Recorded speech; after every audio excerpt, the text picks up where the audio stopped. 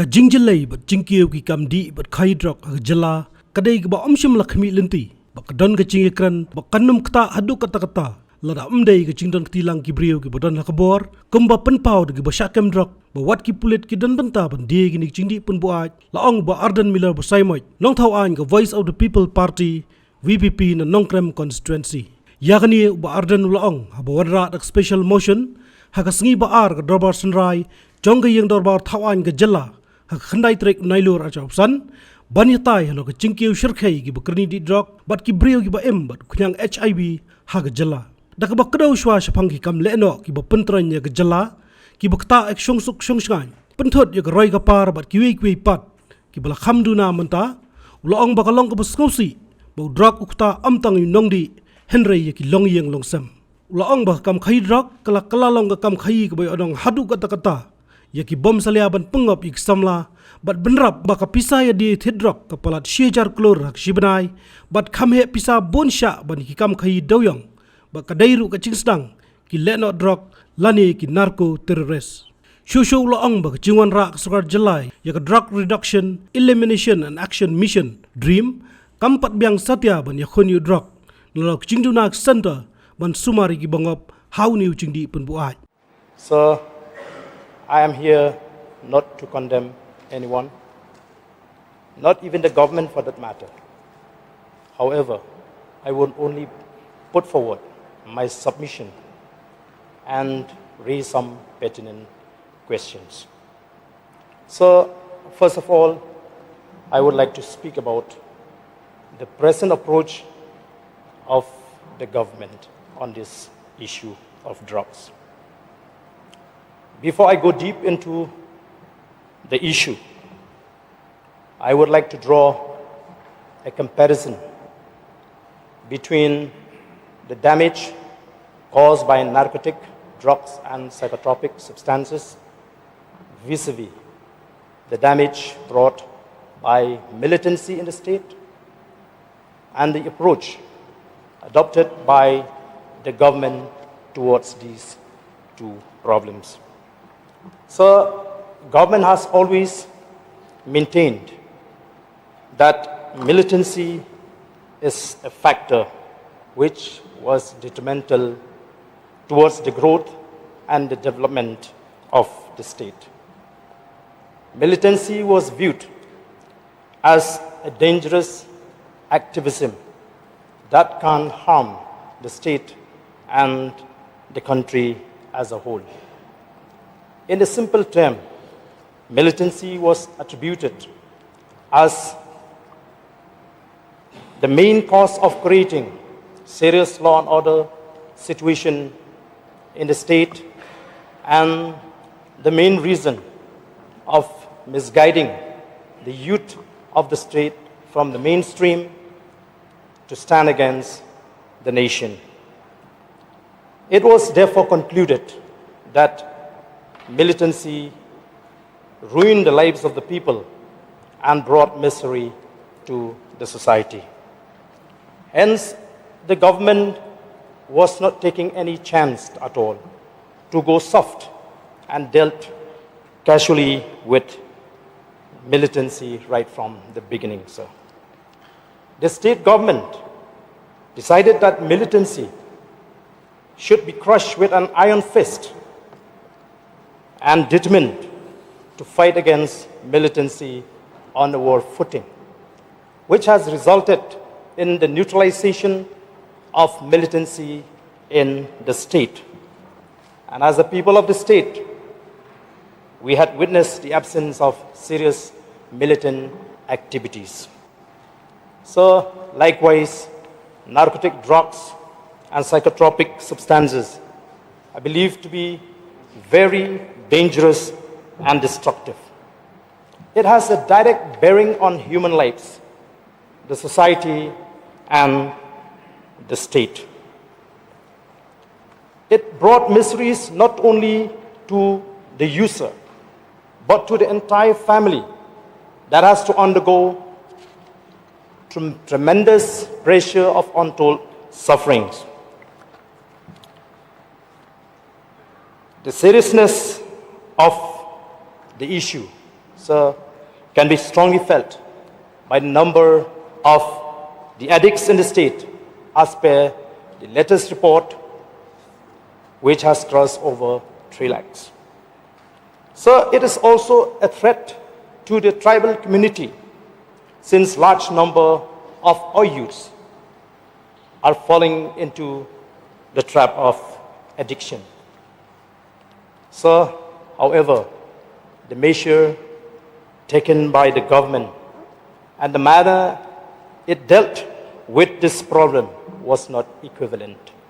The government in 2023 had launched a mission known as the Drug Reduction, Elimination and Action Mission, DREAM, with an aim to transform Meghalaya into a free drug state.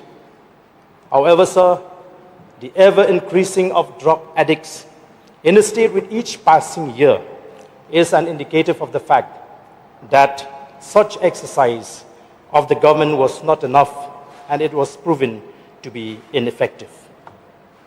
So I would like to speak on the people's perception as far as the issue of drugs is concerned. It is being perceived by the general people of the state that the state government was not at all serious in combating the menace of drugs in the state. They are of the view that methods adopted by the government to fight against this menace, which has become a nightmare to each and every family in the state, especially Kasi-Jaintia region, lack seriousness and determination, sir. There have been several complaints from the relatives of the addicts that though their children are willing to start a new life, the problem that they are facing is that they cannot afford to keep their children in the rehabilitation centers because the fees are too high for those, especially who are coming from the poor family. And also express concern on the lack of de-addiction center in the state. Therefore, the people deserve to know how much the government had spent so far under the DREAM mission to curb this problem.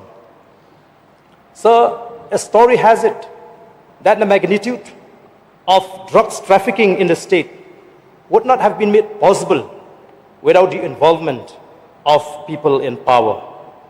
I wonder if that is true. How on earth that people in power allowed someone to earn hundreds of crores of rupees at the expense of many precious lives and the destruction of the young generation. I was also told, sir, from the very reliable sources that drugs business is more lucrative and more profitable and had even surpassed the illegal transaction of coal. Surprisingly, the transaction is stated to be over 1,000 crores a month. So this government has been seen as a government that promotes mafias and racketeers. So another issue and matter of concern, which has become the popular talk of the town, is the nexus between drug mafias and the police. It was alleged that the way police handled seized drugs and made it vanish into thin air with the complicity of authorities concerned and the failure of the government to disclose the data further led to a strong suspicion that connivance between drugs cartels and the officials is real. And this is what they call modus operandi. So the video surfaced in the media recently where drugs users admitted the involvement of some police officers requires a proper and serious investigation.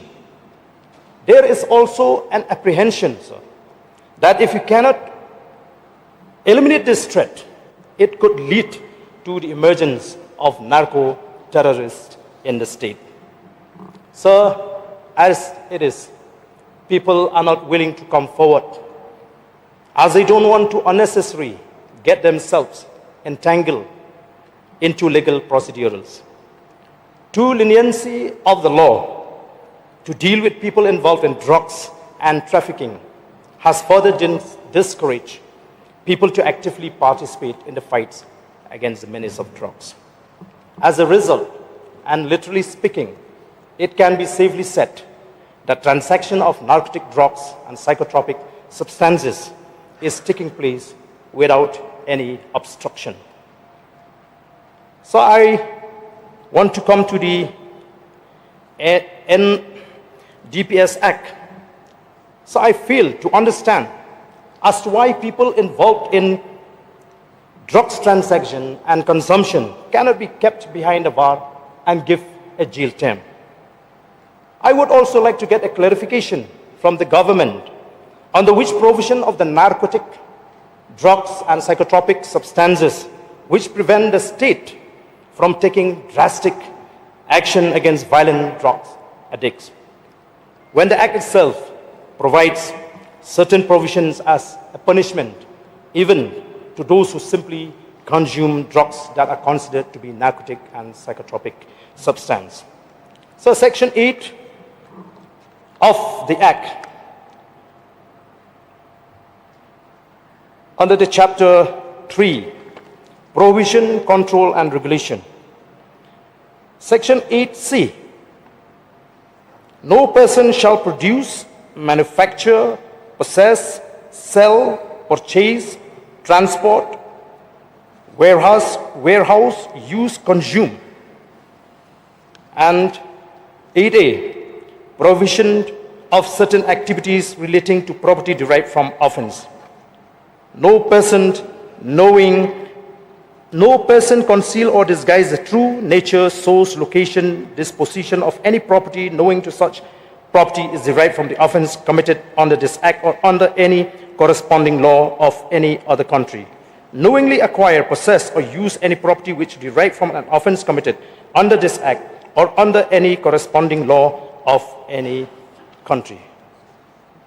These provisions, I strongly felt, sir, can be applied in order to rein in these violent drug users. Section 27, it speaks about the punishment for consumption of any narcotic drugs or psychotropic substance. Whoever consume any narcotic drugs or psychotropic substance shall be punishable. Where the narcotic drug or psychotropic substance consumed is cocaine, morphine, or any other narcotic drugs or any psychotropic substance, as may be specified in this behalf by the central government by notification in the official gazette, with rigorous imprisonment for a term which may extend to 1 year, or with fine which may extend to 20,000 rupees, or with both. And B, where the narcotic drugs or psychotropic substance consumed is other than those specified in or under Clause A, with imprisonment for a term which may extend to 6 months. So we have certain provisions that deal with the punishment of drugs users in the state. So the failure of the government in this regard has emboldened the drug suppliers to openly challenge any group who opposes them. The government can have, I feel, its own law, since this subject falls under the current list of the 7th schedule. So the other day, I came across a media report that carried a statement made by one of the ministers in this government, in which he said, I quote, sir, "How can they blame the government if the children are taking drugs? Can parents be blamed? It is the personal choice of the youth as they know their responsibility well," unquote.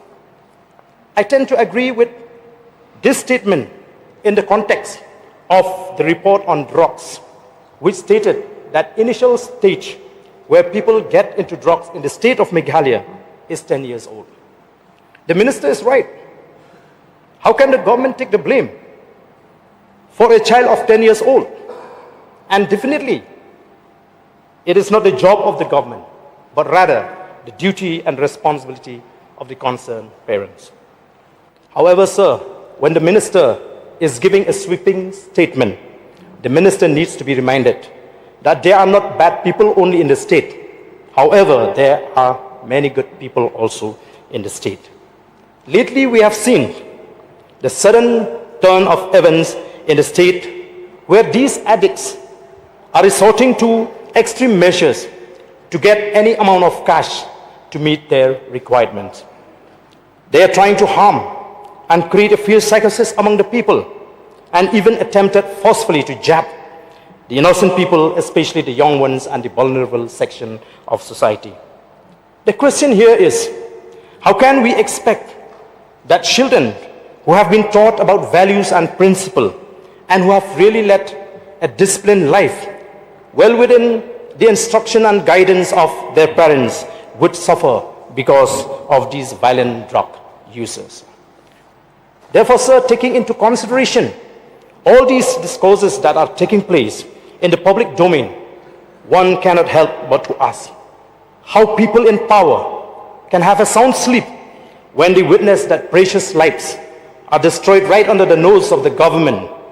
So a serious question is whether the government is seriously yearning to get rid of this problem. Perhaps we can give this government a benefit of doubt when we know that the problem we are facing is not a simple problem, even though it is not a problem that cannot be solved. However, sir, when we look at what is going on in the state, we can pretend to be content, but honestly speaking, we are compelled to doubt the sincerity of the government. So I would now come to somewhat suggestions to the government in its fight against this menace. So I know that this is not the right place to discuss all the strategies to deal with this problem, because we are dealing with people who certainly have connections with the high-ups and even political leaders. It is therefore not even possible to discuss this matter freely and openly in any meeting organized by the government. We know for the fact that we can't even trust the police department completely, as there may be black sheep in the organization. So I strongly feel that the government should change the approach and strategy if it really wanted to eradicate this problem completely. I think we need to realize that there are different categories with different characteristics of drug users in the state. And therefore we need to adopt different approach and method according to the types of drug users to ensure that our fight against this problem is becoming more effective. So we also need to study the causes that led to a large-scale increase of drug addicts in the state. We cannot rule out the fact that our deviation from our own culture and way of life as a tribal community had paved way for those who are in this trade to exploit the situation. We have to understand that people are not easily drawn into drugs in a normal situation. I am sure that those who are in this business are fully aware that they need to have a proper plan and effective device to promote their business. They will zero in on a soft target. For example, people who are in grief and distress, people who are always after easy money, people who are overindulged, people who are in the habit of experimenting life. They will also take advantage of the increasing unemployment problem in the state. I'm sure they must be ready to do anything in order to expand their business. They will not, sir, leave nothing to chance to ensure that they do not miss those targets. We should keep in mind, sir, that we are dealing with a group of people who are hell-bent to get things done, because for them it is a business to earn big income. So the sad reality, was that the state government was being played into their hands. The policy of the government to organize music festivals and the easiest way to get access to liquor in these festivals has only furthered the increase of drugs users in the state. This is not a baseless allegation, sir, but liquor bottles and syringes were found in venues where festivals were held from time to time. That is where the place where drug peddlers are very actively involved. So I would like to speak on another issue, and that is the widespread of HIV in the state. So as a community, we used to claim that we are the people who come to this earth to earn righteousness. We are the people that knows God and knows man as well. The community that lives well within the moral compass. However, the data on drugs and HIV shows otherwise. There is no doubt that in the past, moral standard of the indigenous tribal of the state was very high and well commended by the people from outside the state. So I felt that we must have the courage to call spade a spade and should really understand the current condition and prepare to face the reality no matter how hard it is. We should not continue to live in an illusion anymore. It is also imperative to challenge the changes that have taken place in our way of life with strong determination and resolve, in order to be able to restore back the lost glory of the tribal community and rise up to the occasion to rescue the state from the present disgraceful condition. So, without any iota of doubt, I must express that if we continue with the same procedure to contain the spread of HIV, we will not be able to attain desired result. We have seen how the Meghalaya AIDS Control Society, which is the key government organization leading the fight against HIV and AIDS in Meghalaya, worked for the last 27 years. And the stress seems to be on the promotion of using a condom or protected sex, avoiding using of syringes and few other steps which cannot draw the support and cooperation of the people. Another serious issue is the failure of the government to detect people with AIDS or HIV.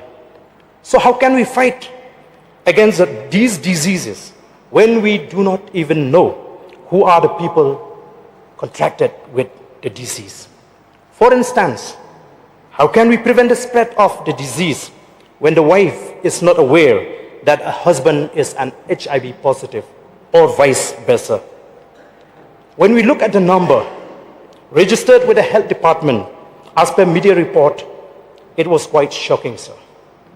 These are the numbers of people registered only, if not willingly, but accidentally. Imagine if all are made to undergo the tests to detect the disease. I will not be surprised that the numbers will increase manifold. So it is really scary to learn from the data published by the National AIDS Control Organization the status of Meghalaya as far as HIV and AIDS is concerned.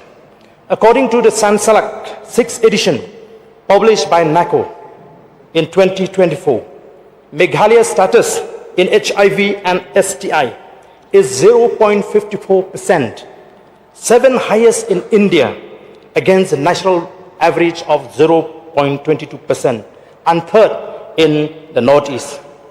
It was reported that there are emerging pockets of HIV/AIDS indicate STI concerns in the state of Meghalaya.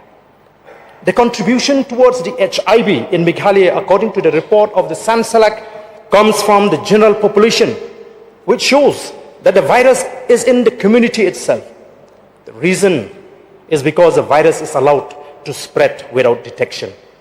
Moreover, sir, according to the 5th edition 2023 the Sansalak, Meghalaya ranked first in the prevalence of syphilis seropositivity or STIs, with 8.4%, to be followed by Mizoram by 1-point-something% only, sir. However, no mention was made in the 6th edition about this. Therefore, I feel that as a state, we need to know what is the current status as far as STI is concerned. Sir, how do we spread? How do we stop the spread of the disease when we are not in a position to know with whom we are in contact? Can we allow the disease to go silently without being noticed? I know that the argument will be, how can we compromise the dignity of people suffered with AIDS and HIV? No doubt it is a genuine concern, sir. I understand. So if we decide that the identity of the people suffered with the disease should be kept in confidential, then I don't know how we will be able to stop the spread of the disease. Even the law does not allow to disclose the identity of people living with HIV. However, sir, I feel that it would not be fair also if our concentration is too much about the dignity of a person contracted with the disease and forget about the safety of the innocent people. Sir, it would not be wrong to say that there is a need to classify between people with HIV into two categories. That is, the victim and the culprit. So what we learned from these problems was that we are facing a very peculiar situation where the wrongdoer, the criminals, gets protection and the right and honest and innocent people have to live in fear. I, for one, would like to tell in a very categorical term, sir, that if I have to choose between protecting the right, the honest, and the innocent people, and the criminal, I would definitely choose to protect the right, the honest, and the innocent, because it is for that reason only that I've been called for, sir. It may be too hard to take a decision, sir, I understand. I strongly feel that if we really want to check the spread of the disease, the government shall have to strike a balance between the dignity of the victims and the safety of the innocent people. So we need to look at this problem from a wider perspective, sir, and adopt a holistic approach to eradicate this problem and achieve the intended goal of the government to make Meghalaya a drug-free state and reduce the number of people with HIV, sir. Sir, to my mind, there is a misplaced priority in the campaign against the spread of the disease. We have to carefully evaluate the people's acceptance as far as the campaign is concerned. I strongly feel, sir, that the government needs to stress on positive campaign rather than negative campaign.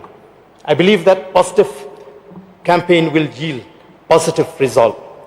We need to also keep in mind the mentality and the mindset of the tribal community. Therefore, sir, the priority of the campaign should be more on morality and ethical values.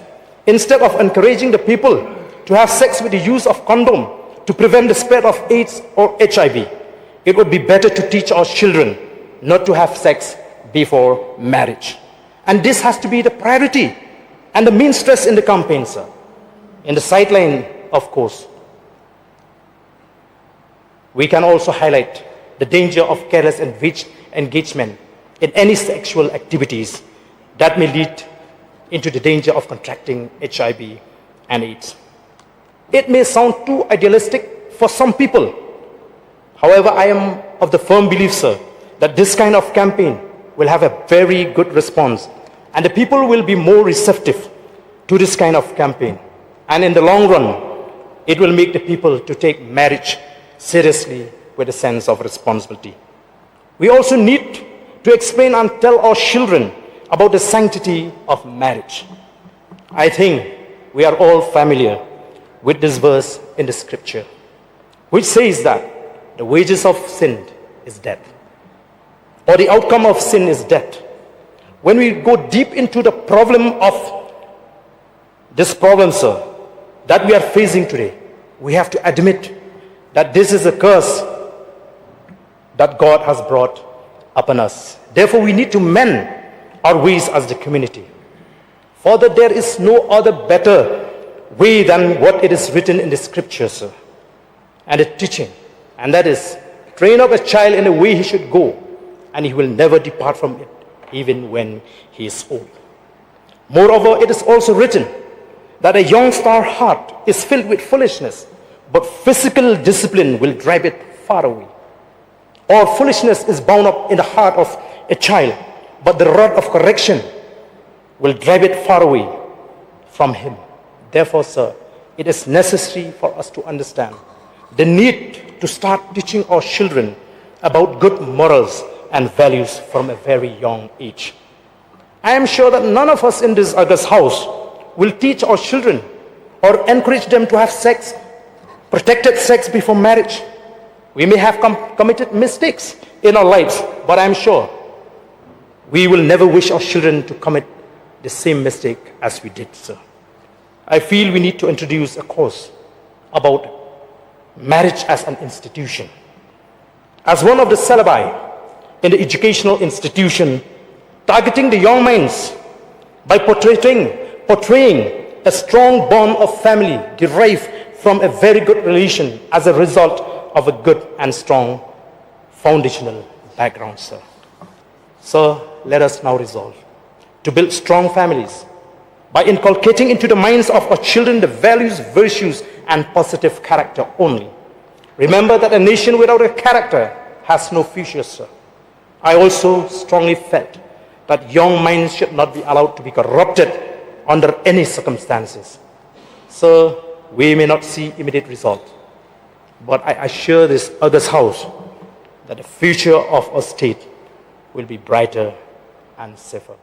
Yagani gamat yatai lai shimantaru do ba adalbat Nongkrem, MLA ga North Shillong, uba Renington El Tongkhar, MLA na Maukarwat, u Dr. Mukul Sangma, MLA na Songsak, bat Nongelam Galiang Persha, Kamiani Di Shira, MLA na Ampati, uba Charles Marngar, MLA na Mawati, uba Sustenance Sutton, MLA na Jirang, Hashwabu ba Paul Lengdo, Menteri Badi Khmi Iktanat Social Welfare, unai ga Jubab, halor kani gamat yatai. Habatin, pej bahagi kishab, kashab plus F. Ka plus F? Hakabam bangibam, dunaki eki bataya kamet. Namar kata, habatiru atau kau kamlu ka umpnyang kadut, pej ya kashab plus F hakajing som.